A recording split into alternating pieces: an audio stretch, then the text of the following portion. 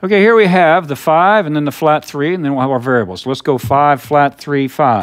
2, 3, 4. So in this position, you see what happens?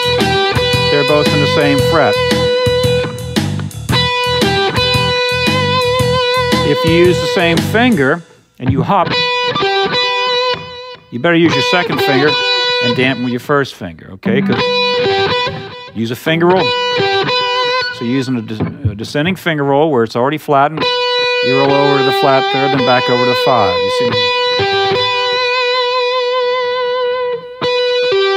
This is a case where laying it out on one string is actually better. I mean, you can do your hammer-ons, your pull-offs. I mean, look at all the combinations of legato slides and pull-offs.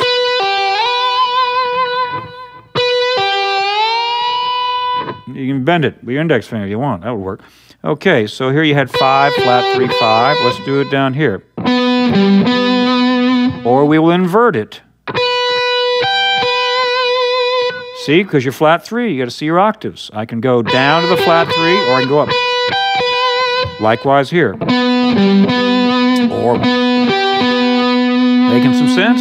Then we have using something. What if we go, and we go 5, flat 3, flat 3. 2, 3, 4.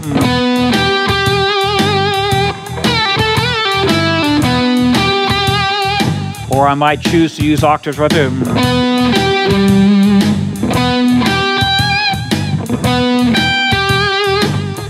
It gets really interesting when you start using octave displacement, even though you're using the same scale degree. Okay, more variations. Let's go with 5, flat 3, 1. That's a really good riff.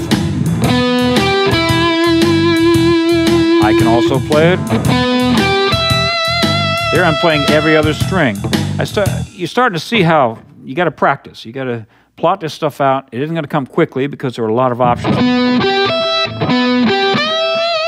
There I'm using a grace note bend from the flat 7 to the 1. So that was using the 1 as my target. What if flat 7? That's another great sound. 5, flat 3, flat 7. Another great rhythmic tool. All of them are just effective for that.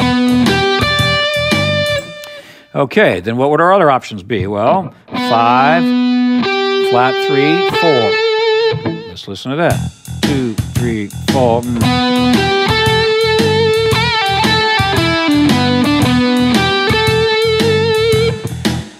Now, one thing I want to point out as I finish this particular lesson. Right there, when I went 5, flat 3, 4, you've already explored in one of the previous lessons options of the flat 3 being the second note and then having a lot of variables. So you've already done a lot of work.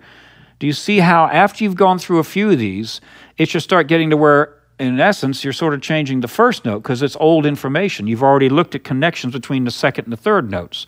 So then you're changing the first note. So there's going to be a lot of overlap between these different lessons. And make sure you look for that because this is all intertwined and this will give you a tremendous amount of options in your playing. You'll be able to create some great lines. We'll be continuing with some more lessons of the same nature where we use different notes as our first 2 notes in our 3-note group.